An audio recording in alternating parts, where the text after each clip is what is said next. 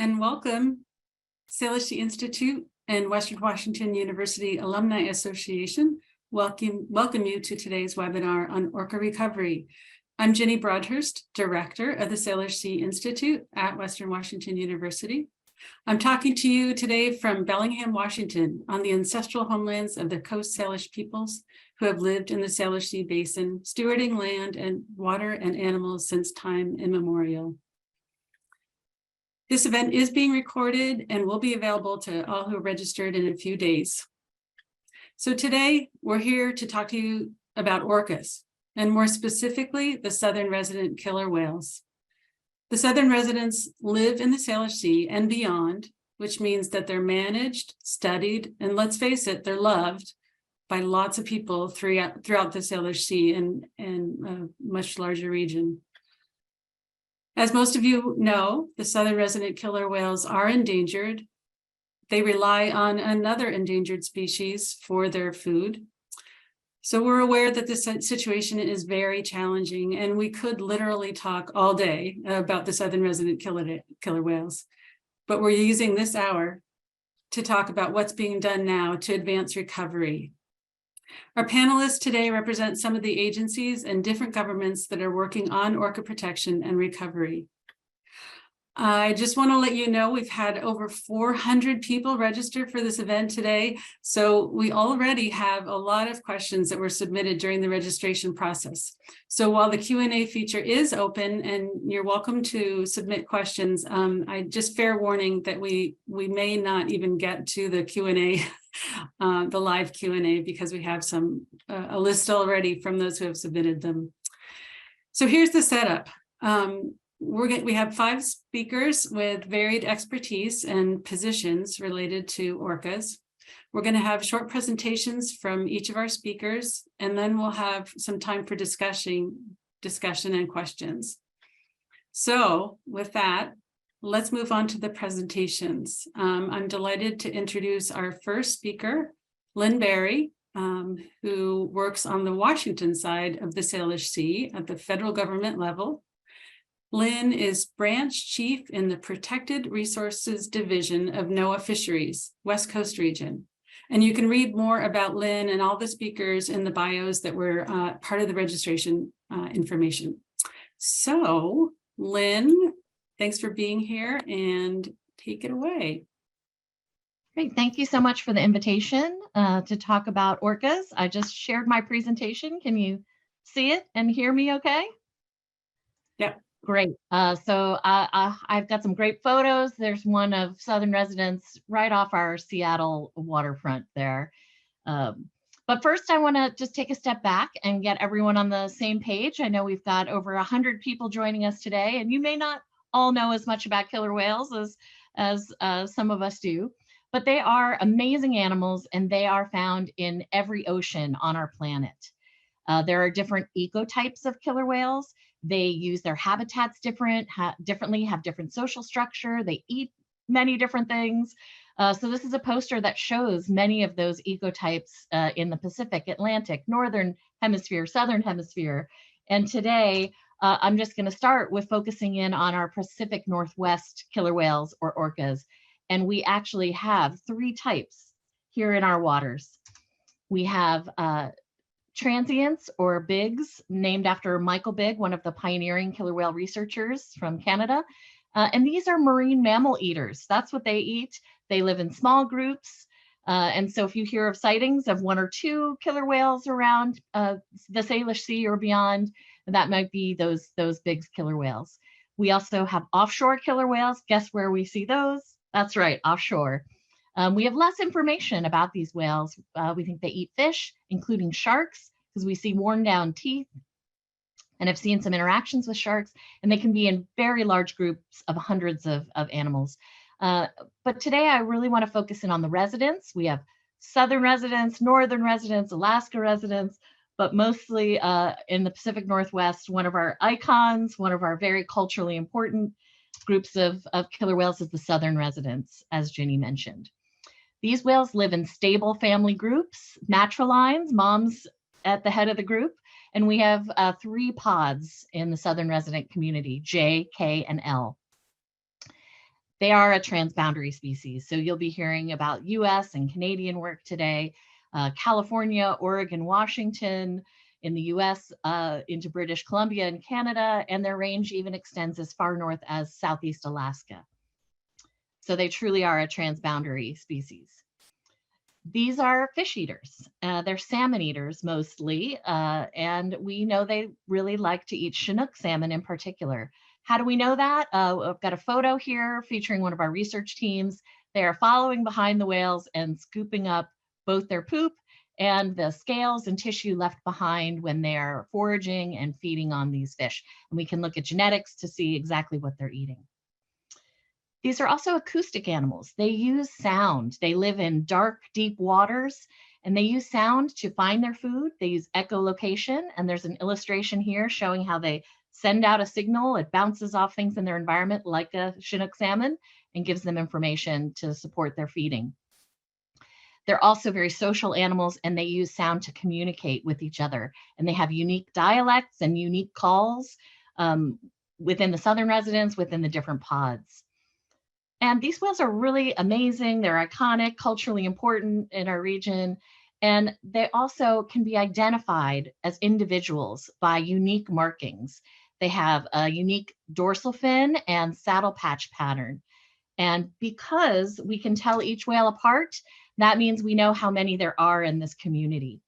The Center for Whale Research, one of our partners up on San Juan Island, has been doing a census since the 70s. Prior to that, we had some information about the whales in our region, and you'll see some of the early years in this population trend figure shows a decline. Those were captures for public display in aquaria. And then the Center for Whale Research started to do the annual census, and they also maintain a photo identification catalog. You'll see a picture from their catalog up in the corner there. And that's how we tell the whales apart. We can tell who's still with the population, who's gone missing and is presumed dead in an annual census. And you'll see following those captures, we had an increase in the population trend. And in the late 90s, we then saw a decline in the population, a decrease of almost 20% of that population that the center was monitoring closely. And that's when we got a petition to list the southern residents under the Endangered Species Act. That listing as endangered was completed in 2005. We subsequently developed a recovery plan, and we've continued to track the trend of the population. And as you can see, there's been ups and downs, but a general trend of a decrease. Last year, we had 74 individuals, and this year we just got the census from the center, and we're down to 73. But the good news is that we have some new girls. We have some new calves in the population. And if you've seen killer whales in the news, maybe this is what you've heard about, is in March, we had a new calf in J pod. And here's a photo from a recent sighting from the center of J59, the new calf, and her mom is J37. We also have a new K pod calf. And this is the first calf we've seen in K pod in about a decade. So that's really exciting news. And I heard from my colleagues at DFO that she's also identified as a female. So with those 2+ calves, we also have 3 adults that disappeared from the population over the last year. So we'll continue to monitor them. In addition to the annual census, NOAA conducts a review every 5 years for all of our endangered and threatened species. So we completed one of those last December for southern residents and determined that the endangered listing is still accurate. This population is still facing decline and the major threats are still present. And those are prey. Do they have enough of that salmon and Chinook salmon to eat? I mentioned they're acoustic animals. Are vessels disturbing their echolocation and interrupting their foraging, or just vessel presence can disturb their behavior as well. And contaminants are also a concern for this population. They live a long time, they're at the top of the food chain, and so harmful contaminants can build up in their blubber stores and cause reproduction and immune function problems. So while they still face many threats, there's a lot we've learned in the last 5 years. And this report's a good summary of some of the recent advancements, like what we've learned about their coastal distribution and diet, how vessels can impact foraging behavior, And what is their body condition? We can use photogrammetry. Some of our partners at a group called SR3 are using drones to take aerial photos and do precise measurements of the whales. So what are we doing with this great research information that we get? Well, for example, the coastal information on distribution and habitat use and what the whales are eating in that part of their habitat allowed us to do a revision of critical habitat in 2021, last year.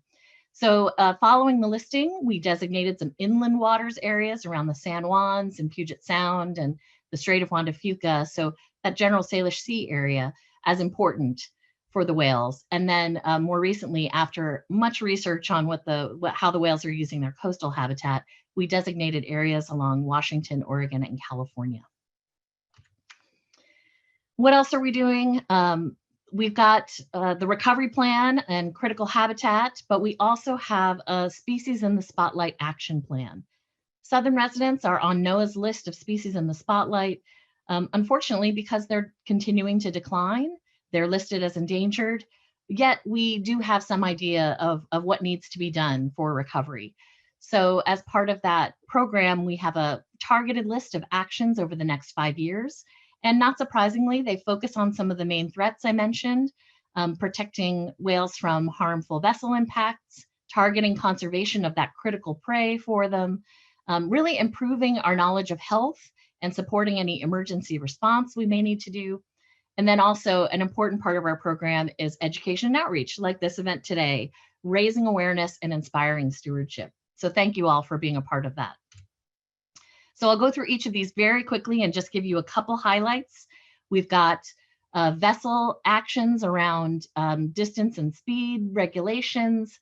We're working closely in the US and with our Washington state partners and with Canadian partners to look to see where we can align some of those rules and guidelines. We have our Be Whale Wise guidelines program that's transboundary. We've scoped doing an update to the federal vessel regulations that are in place. NOAA also provides some grant funding to Washington state enforcement to help enforce the rules that we do have in place. But it's not just enforcement, we're also doing education and outreach with partners like Soundwatch and Straightwatch, who are on the water, educating boaters and monitoring their behavior around the whales. Including to the small boats that may be whale watching or following the whales. We're also worried about large vessels that make sound, shipping vessels in the shipping lanes. And so we're working on a program called Quiet Sound, and that actually came from a recommendation in the task force and is also modeled after a Canadian program called ECHO.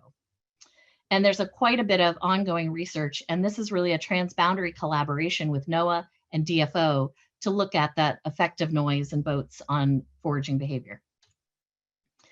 What are we doing about prey? Oh, so much. And I know Tara's going to touch on some of the salmon efforts and how we're coordinating with Puget Sound salmon recovery and beyond.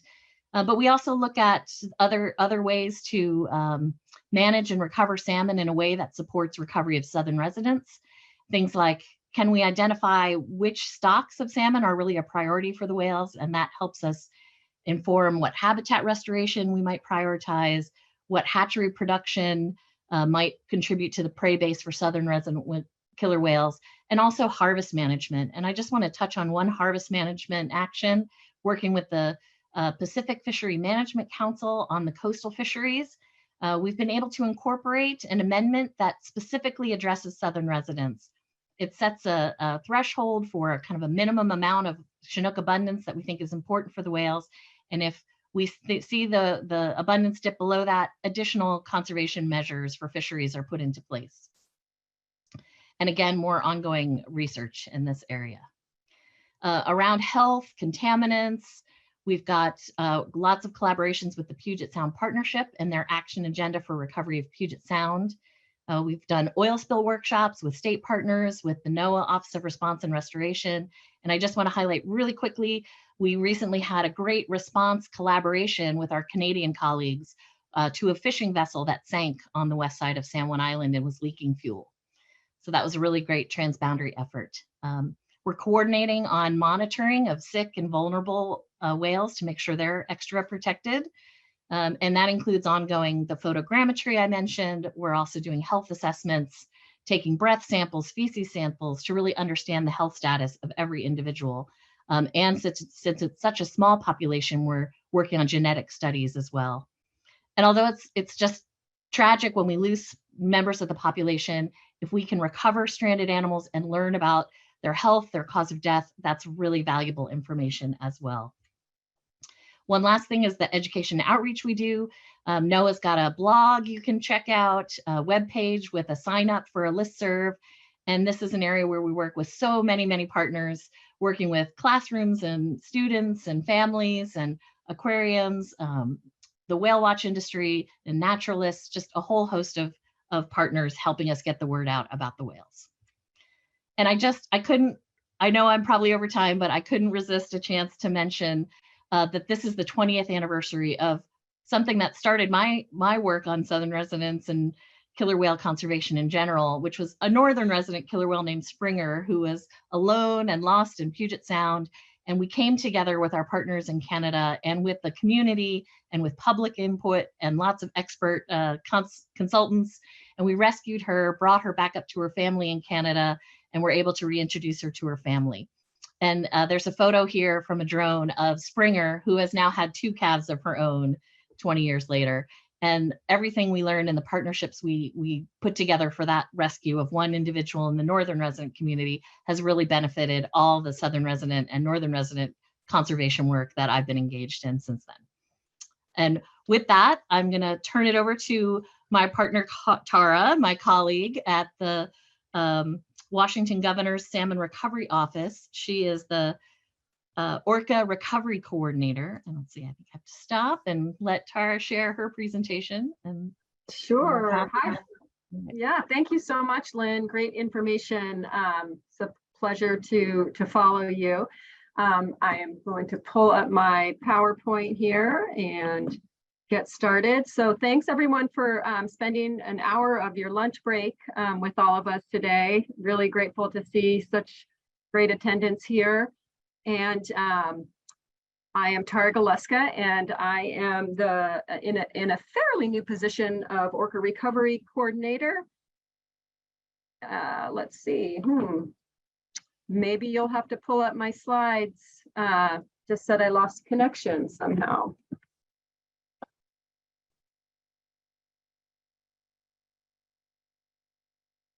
So let me try that again. There we go. Hopefully folks are seeing that. So as I said, I'm Tara Galeska. I'm in a new position of Orca Recovery Coordinator with the Governor's Salmon Recovery Office located in Olympia, Washington. I'm going to talk to you today about recovery efforts in Washington State. If I can get my slideshow to advance. There we go. I'm going to give you an overview of the framework that we're working with in Washington State on Orca recovery. I'll be talking about something called the Orca Task Force recommendations, which you'll learn a bit about, and I'll highlight some of the state agency progress and implementation that we've been working on. But most importantly, with this group and big audience, I really want folks to know how to get involved in Orca recovery. So there's a website, orca.wa.gov, on the screen there, and there's a great bunch of information on how to get involved in your local community and your home. So the Orca Task Force, Governor Jay Inslee created this by an executive order in 2018, recognizing the dire condition that the killer whales have been in, the southern residents, in terms of their population, and you learned a lot about that from Lynn.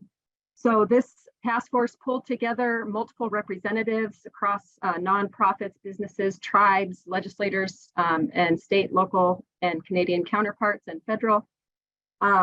They met over 2 years with extensive comments from the public and published 2 reports that included final recommendations that would be important recovery actions to move forward, both immediate in the near term and long term.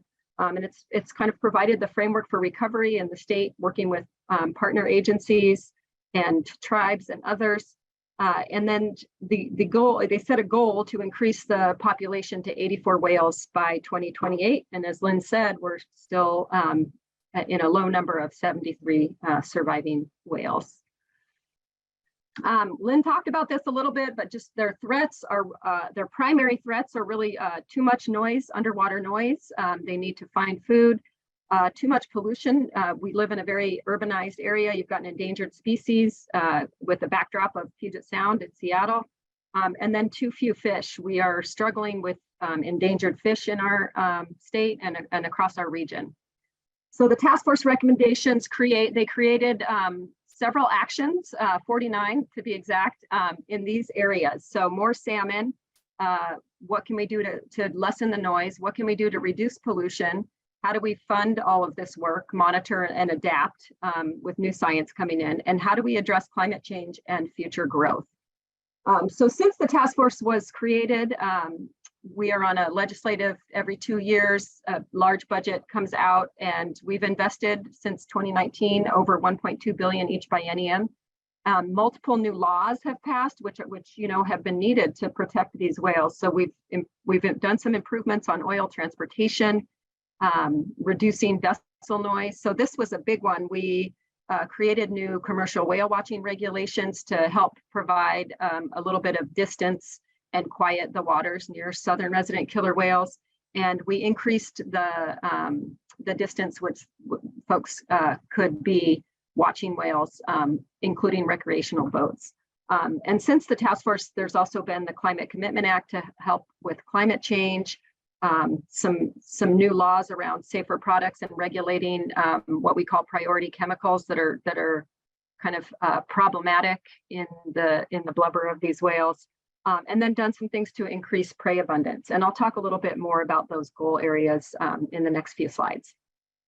So we know that Chinook are a really important species for these whales, for their diet.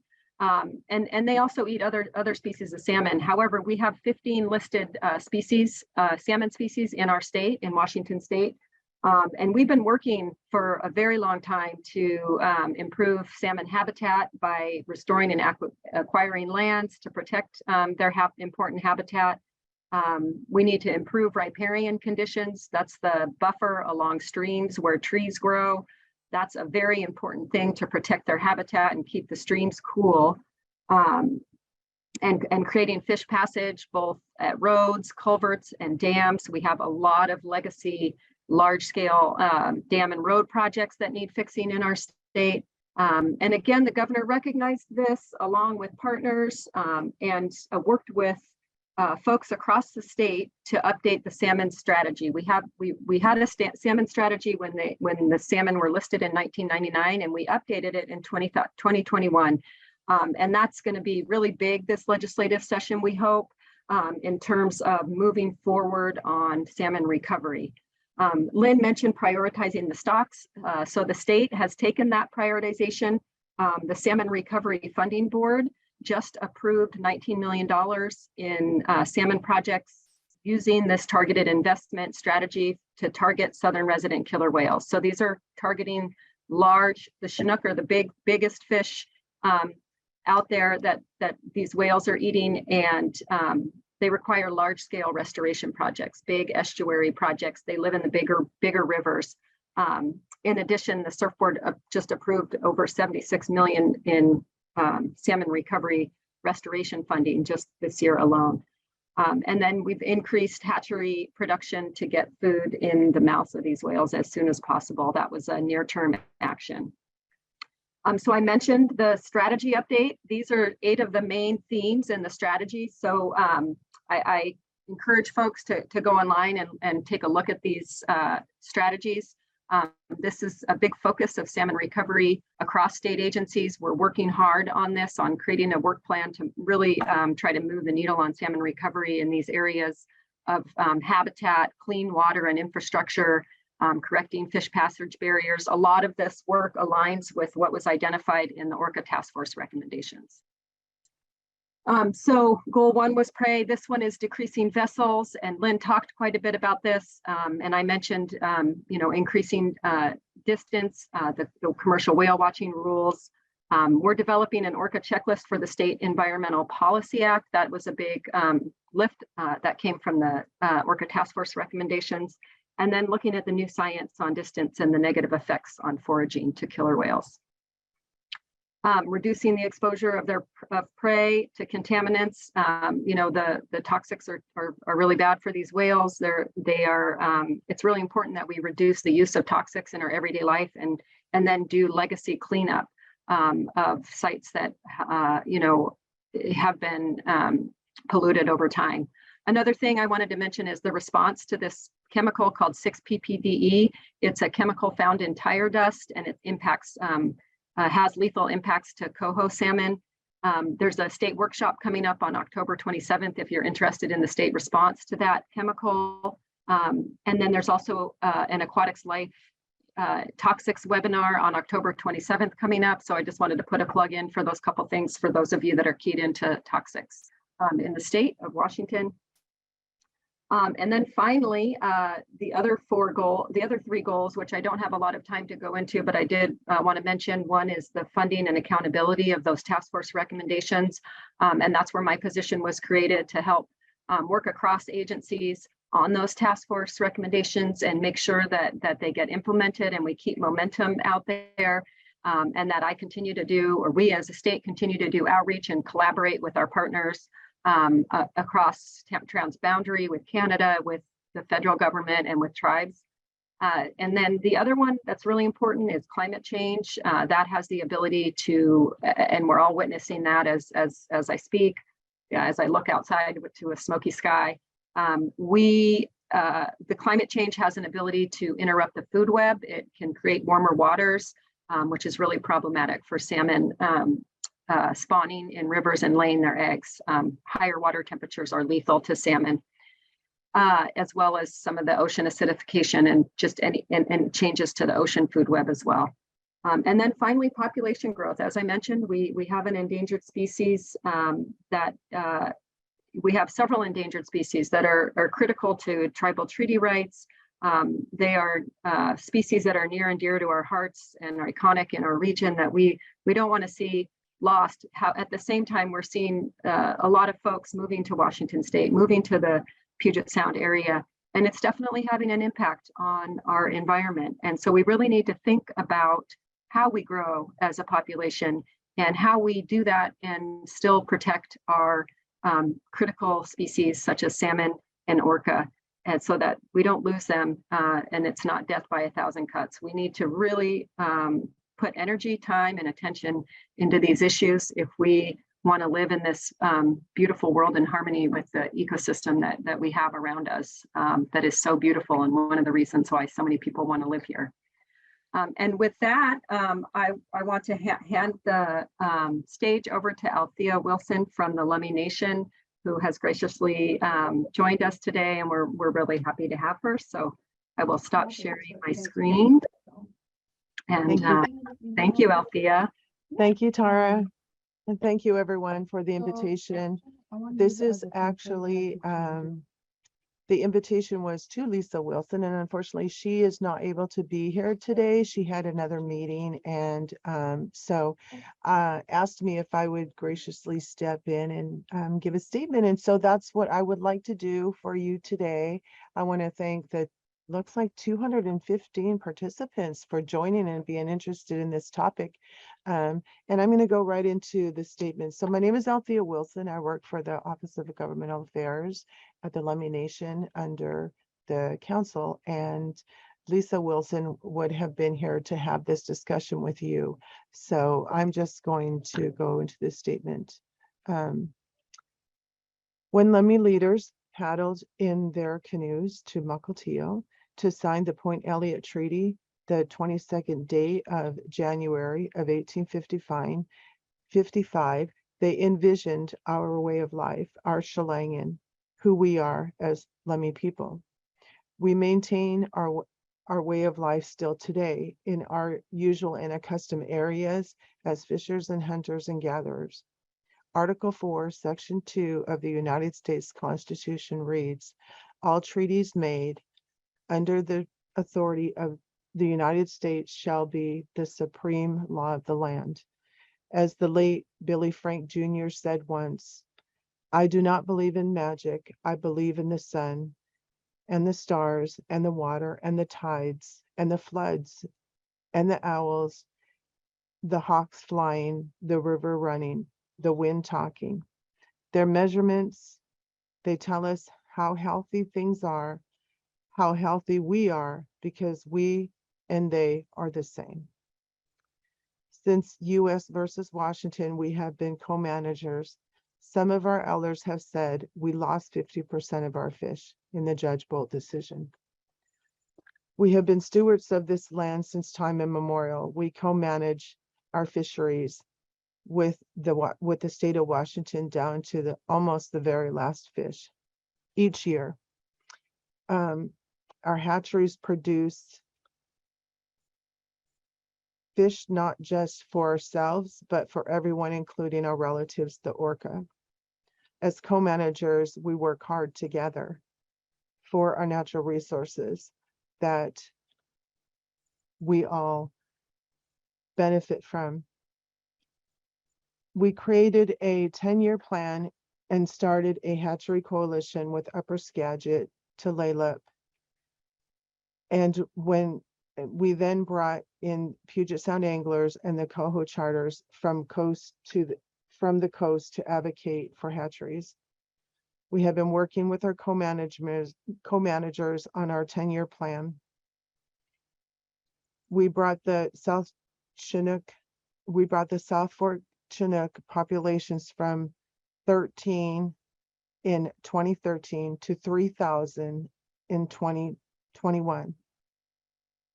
We are having a record year, but 2,500 of the 3,000 died before they could reach to spawning, before they could reach to the spawning grounds because of high temperatures and low flows. That is why our request for a water adjudication is so important. Our salmon need water. Last year, we declared an emergency on the 2,500 Chinook salmon that we had lost. We reached out to our co-managers, WDFW, legislatures, governor, DOE, and NOAA, and we created a salmon crisis team.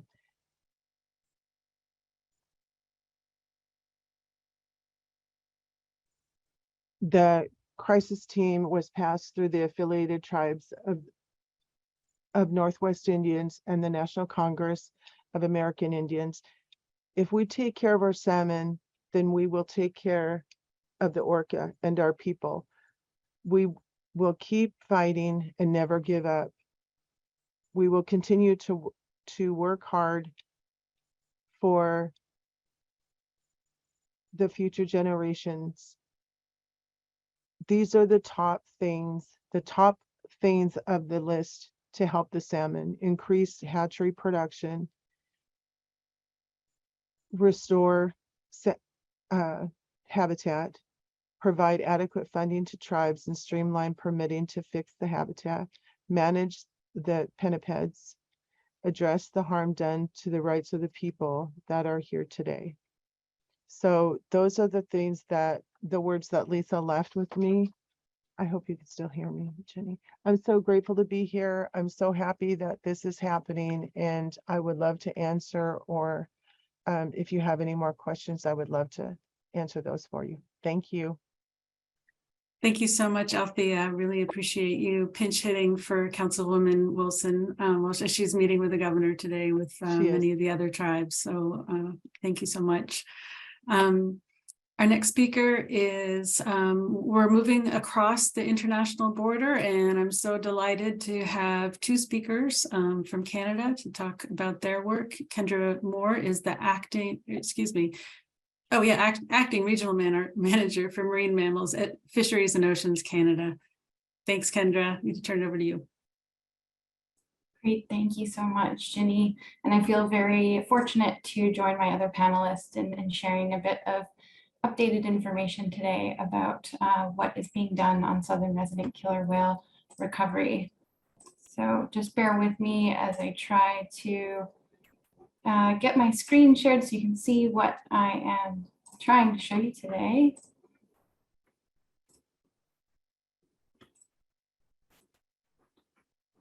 So my focus today on the presentation is really going to be looking at management actions in support of southern resident killer whale recovery that Fisheries and Oceans Canada is focused on. Lynn provided some really great background information about southern resident killer whales, and in Canada, they're also listed as endangered under the Canadian Species at Risk Act, which has initiated a number of actions to support their recovery. However, in 2018, it was determined that they were still declining in the population as they're facing imminent threats to their survival and recovery, and more needed to be done to support the population. And so in 2018, Canada had started working with Indigenous groups and stakeholders to develop and implement additional measures or enhanced measures. And these measures really look at targeting the key threats to the recovery. So it's the same for both sides of the border, because this population spans the national border and is not just found in one country. But similarly, we're looking at how to support the abundance and accessibility of prey, so primarily Chinook, but also chum and coho salmon seasonally, physical and acoustic disturbance, and contaminants, and really trying to focus our efforts within their critical habitat, which you can see on the right side of the screen. How we're really working together to support recovery is really foundational in the Species at Risk Act, as is a law to prevent vulnerable species like southern residents from becoming extinct. So we do that through the development of recovery strategy to identify what needs to be done, and an action plan to identify specific measures that address threats to their recovery and monitor the species recovery over time. This is not done just by DFO or other Canadian governments, but in collaboration with many governments, industry, Indigenous groups, and environmental organizations. And I would like to focus on a few of the management actions, but the measures outlined in the action plan include research, management, education outreach, and a number of different things that a number of groups are doing. And so thinking a little bit about disturbance, in Canada, we have the marine mammal regulations, which look to conserve and protect marine mammals in Canada. We have a definition and a prohibition on disturbance, which includes a number of activities to really mitigate that impact from human activity. And that also includes a minimum vessel approach distance for those engaging in marine mammal viewing. And so for killer whales, that's a 200-meter vessel approach distance in Pacific Canadian waters. And there's actually an increased approach distance of 400 meters in southern BC coastal waters, which Sonia will talk a little bit more about as additional measures to support recovery. And then finally, we also ask to report accidental contact between whales and fishing gear or vessels to really help us understand when these incidents of disturbance occur and to monitor that activity. Switching gears a little bit to think about the threat of reduced prey availability, really focusing on actions to address prey competition and disturbance from salmon fishing especially. And we're doing this by implementing salmon fishing closures in identified key foraging areas of the whales. Looking at having a bit of a dynamic start date. So that's when we are not implementing some of these fishing closures until we know that the whales are present. That way the area is protected when the whales are there and removing that fishing activity. And then more broadly, encouraging all fishers to stop fishing when they're in the proximity of killer whales as a best practice to reduce disturbance and prey competition. We're also supporting prey availability through hatchery release. So we release 1 million Chilliwack River hatchery Chinook to support prey availability. And one of the reasons is that that is a stock that is in the diet of southern residents, and they also have high residency time in the Salish Sea. So they're there for longer when the whales are also in the area generally. Thinking to salmon protection and rebuilding, not just for the whales, but the salmon themselves, because salmon populations, especially Chinook, have not been doing well over the last number of decades. Salmon measures are expected to continue given the stock status of many Fraser Chinook. Additionally, DFO announced the Pacific Salmon Strategy Initiative, which is looking to make new investments to restore and rebuild salmon populations through a variety of ways, which in turn really helps to support prey availability for the whales.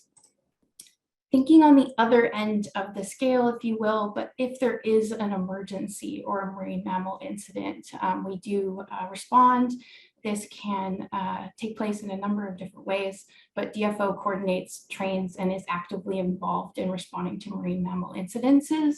And this can include when whales get entangled in fishing gear, if they live strand on a beach, incident of a vessel strike, if there's a necropsy on a dead animal, so that's an animal autopsy, or in the event of an oil spill response, which Lynn identified a really great incident this summer, great in the way that there was great collaboration with Canada and the US to monitor this area since it was in southern resident killer whale critical habitat.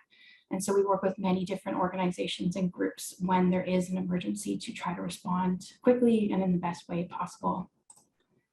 A really important component is education and outreach, as my other panelists have talked about. Canada is partnering with many different people and groups to increase awareness of and compliance with the management measures we have in place to support population recovery. Some of the ways that we do this is through materials, social media campaigns, advertisements on the radio.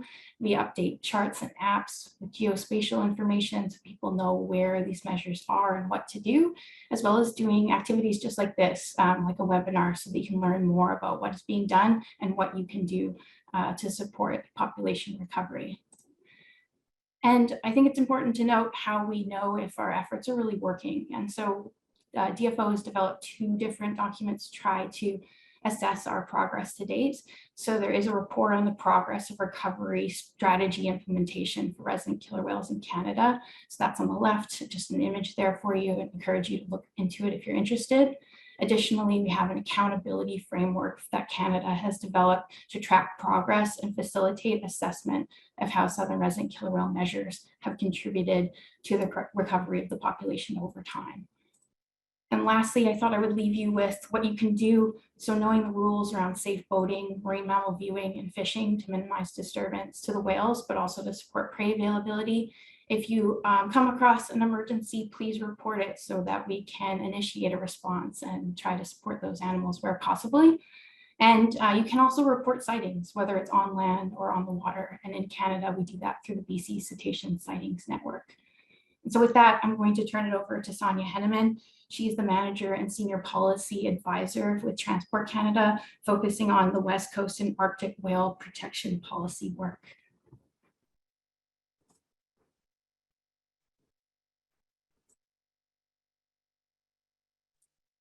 Thank you, Kendra. I guess I had to take myself off camera. I just wanted to do a time check. We have 15 minutes remaining. Is that correct, Ginny? Yep, that's right. Okay, I wanted to leave enough time for questions. So Thanks, thank Sonia. you. Yep. Okay, great. So I'm really grateful to be here today. And I really want to thank the Salish Sea Institute and Ginny for the invitation to talk about work we're doing to reduce vessel impacts on southern resident killer whales. It also, though, it provides us or myself anyway with an opportunity to hear the types of questions that you may have, as it really does help us with our education outreach requirements, among other things. I wanted to acknowledge I'm joining you today from Ottawa, Ontario, Canada, and that the land on which I'm joining you from is the traditional unceded territory of the Algonquin Anishinaabe people. And the Algonquin peoples have lived on this land since time immemorial. So I'm grateful to be able to join you from this territory. Next slide, please. So I'm going to provide an overview of our Transport Canada's approach on reducing vessel impacts on southern resident killer whales. I will speak a little bit, just given the nature of this webinar, on some transboundary collaboration and alignment, and also the achievements that I think we've made to date, and talk a little bit about what you can do. Next slide, please. So Transport Canada, just to situate, we're responsible for our transportation policies and programs in Canada, and our mandate is to promote safe, secure, efficient, and environmentally responsible transportation. Since 2018, as Kendra mentioned, we've given imminent threat finding for southern resident killer whales. Transport Canada has really provided a lot of input and working towards addressing the impacts of marine transportation on at-risk whale species. Although this is not to say that there were no rules in place prior to 2018, as Kendra mentioned, some of them through the marine mammal regulations, but it's really the year that Transport Canada became quite involved in looking at vessel-related impacts to endangered whale species. Today, I'm going to focus on acoustic and physical disturbance work that my team is leading to reduce vessel disturbance on southern resident killer whales through vessel management measures. Given that's one of the three main threats identified in previous presentations. However, I do want to note that Transport Canada supports underwater noise monitoring, for example, along with the ECHO program, the Enhancing Cetacean Habitat and Observation Program of the Vancouver Fraser Port Authority. We provide support for an underwater listening station in Boundary Pass that was installed in May 2020. And it's maintained by JASCO Applied Sciences. It's an important listening station in that lies within the critical habitat of southern resident killer whales and below the shipping lanes of Boundary Pass, about 50 kilometers south of Vancouver. It measures noise emissions of commercial vessels and marine mammal vocalization. And the data that it collects allows us to look at the noise profiles of different vessels, detect and localize track vocalizing cetaceans in Boundary Pass, and document the noise levels in Boundary Pass over many years. It actually can measure and record sound, and it does so for about 4,000 to 5,000 vessels per year. There's also research and development and deployment programs that are run by our Transport Canada's Innovation Center. There's a lot of great work going on there to advance quiet ship design and to catalyze technology development and deployment to reduce acoustic disturbance. And there are also, of course, well, we are working as well on longer term solutions that require a global approach. Next slide, please. So this slide, this is a little bit dated. I just wanted to, I don't want to spend a lot of time on this. I just wanted to put this up to kind of demonstrate that the contribution of each of various types of vessels in the Salish Sea to underwater noise. It's very much dependent on the amount of noise is very much dependent on the amount of time they spend in the region. But as you can see, there are a number of different sources. And this depicts the month of July. Next slide, please. So our approach, and given the complexity and the many different vessel types that do frequent BC coastal waters, we're taking a multifaceted approach. So we're looking at operational measures, such as vessel slowdowns, the seasonal, and we have a seasonal slowdown area at Swiftsure Bank, for example, I'll speak to in a moment, or moving away vessels from key foraging areas, such as through interim sanctuary zones.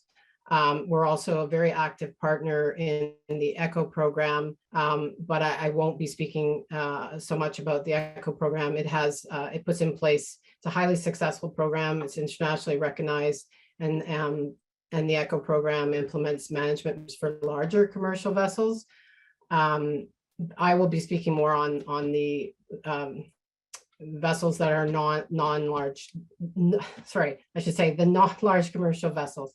We're also working on technical measures, as I mentioned before, that's run primarily by the Innovation Center. We do work at the domestic and international level. Ultimately, quieter ships, which are going to require longer term solutions, quiet ship design, et cetera, et cetera. 90% of commercial vessels are foreign flagged, and therefore we cannot, require these ships to be quieter, or to be built quieter, I should say. And as a result of that, we're working at the international level with the US, actually, and Australia to advance support for encouraging a move towards quieter vessels at the International Maritime Organization. We also work with US agencies and non-government organizations at both the federal and state level, and I'll come back to this a little bit later. Now I'd like to turn to focus on reducing vessel impacts from those vessels that regularly travel between Canada and the US, recreational vessels, fishing and commercial whale watching, and the approach that we're taking in that sector. Next slide, please. So this map provides an overview from 2022 of our vessel measures. The management measures are reviewed on an annual basis and can be modified from year to year. So for at this time, we're actually looking at, are we going to make any potential modifications, for example, for 2023? And that requires an extensive amount of engagement and consultation. So these are the management measures for 2022. You'll see that the orange, if you will, is where the 400-meter approach distance applies in Canada. Interim sanctuary zones, they're not as easy to see, but there are two at Pender and Saturna Islands. They're in place from June 1st to November 30th. There's also two new seasonal slowdown areas that's on the left-hand side at Swiftsure Bank. These were co-developed with Pachidat First Nation, and these seasonal slowdown areas are in place from June 1st to November 30th as well. And we also have whale watcher authorizations to view non-southern resident killer whales at 200 meters, and I'll come back to that at the next slide. We also continue to encourage voluntary measures in alignment with the Be Whale Wise guidelines. Next slide, please. So as I mentioned, the Sustainable Whale Watching Agreements, Transport Canada enters into agreements with Canadian, US whale watching and ecotourism companies. They can apply for an authorization to view transients or big killer whales between 200 and 400 meters. All vessels, including must stay at least 400 meters away from southern resident killer whales. In entering the Sustainable Whale Watching Agreement, the commercial whale watching and ecotourism companies commit to not offer, plan, or promote excursions based on southern resident killer whales, and to report unintentional encounters of southern resident killer whales to the Whale Report Alert app and ourselves. You may have seen this flag out on the water. It indicates that that vessel has an authorization from the Minister of Transport. I'm not sure. I think most of the people on this call are US based, but this flag is used by companies that are authorized under the Sustainable Whale Watching Agreement. Next slide. We take an adaptive approach. It allows management measures to be informed by new science and research as it becomes available. So as I mentioned, at this time, we're on a yearly review the management measures, look if we need to make any adjustments. We're continuously looking at the results of modeling work, studies, and trials, and we are incorporating input from our discussions with stakeholders and Indigenous partners. Taking this approach allows us the opportunity to regularly take into account the efforts of other jurisdictions, such as Washington State and the US at the federal level, and to engage with researchers, stakeholders, and Indigenous groups on a regular basis. Next slide, please.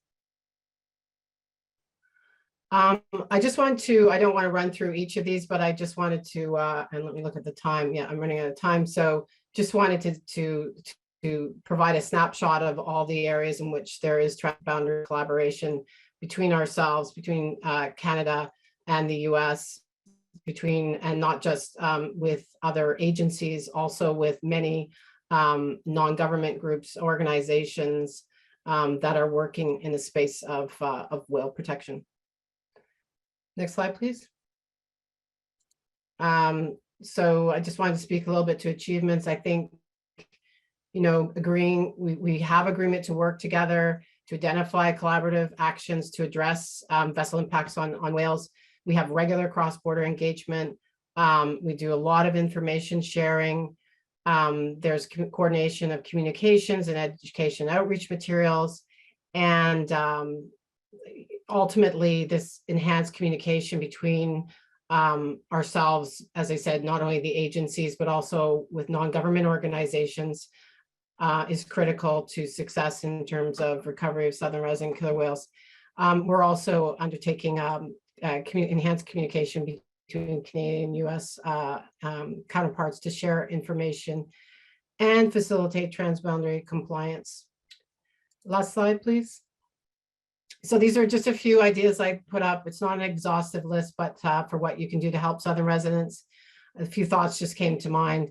Collaboration is key. Be part of the collaborative efforts that are out there. Explore opportunities, and where possible, participate in engagement opportunities and public comment opportunities. Spread awareness of the rules for boating around whales. Report violations, it's been mentioned before. Follow and share the Be Whale Wise guidelines. And last but not least, come out to events like today's webinar. Learn, share, and care.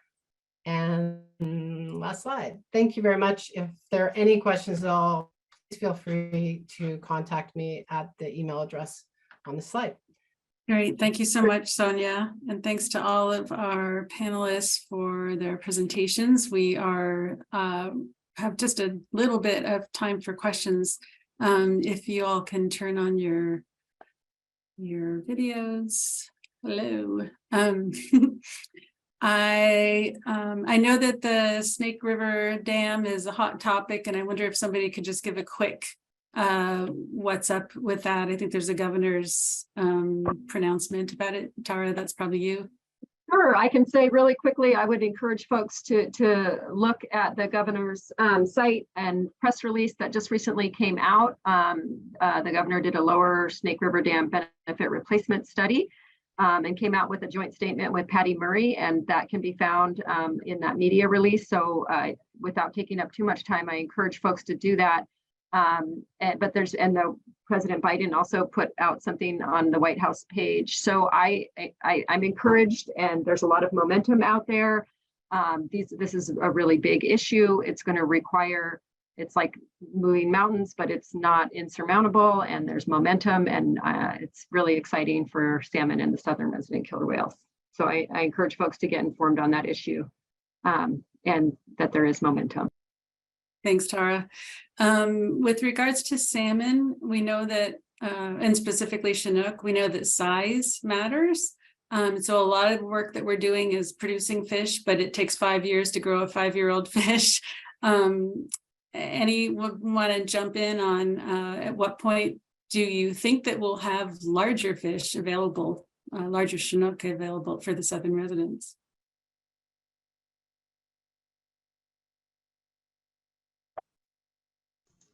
I can just chime in a little bit that some of those hatchery production programs to benefit southern residents, just as you mentioned, Ginny, will take some time for those whales to grow up. The southern residents seem to prefer those 3 to 5 year old fish, and certainly the size of the fish and the caloric content makes a difference in how many fish the whales need to eat to meet their basic metabolic needs. So yeah, larger fish are great, but there's it's very complicated as far as different runs and different studies on which ones are showing decreased size over time, and whether that could be related to natural predation, fishery practices, or hatchery practices, or ocean conditions. There's a lot of variables there. Yeah, thank you. Oh my gosh, we have so many good questions, and we're running out of time. I do want to point out that First Nations in British Columbia are certainly involved in recovery activities north of the border. And given how many questions and how much content there is, I am going to promise to do another Orca recovery webinar before too long, so we can bring in additional voices and talk some more about some of the really hard, gnarly topics related to Orca recovery. Like, and I'll just put it out there, while we're taking down a lot of infrastructure, dams, culverts, etc., we're also permitting infrastructure. And how are we, where are we going to go? Where's the path forward in finding the right balance between growth and protecting orcas? So I think we're just gonna have to wrap it up. Yes, thank you, Janine, for reading my mind. I think one of the most important things everybody can do is to be vocal, whether you're a renter, a landowner, a boat owner, etc. talk about what you're doing, talk about your care for the orcas, talk about your relationship with the Salish Sea, with leaders, elected officials, landlords, neighborhood associations, etc. Be less of a consumer. Be smart, be a good steward, look for all these ways of getting involved and talking to your neighbors and your families about how this is all important to you. And with that, I want to apologize for not having enough time for all the great questions. I want to thank our amazing panel and Western's Alumni Association and Janine for the partnership. And thanks to those who supported the Salish Sea Institute while you registered with a financial donation. So thank you so much. Have a great Thursday, and let's all do everything we can to save our Southern residents. Take care.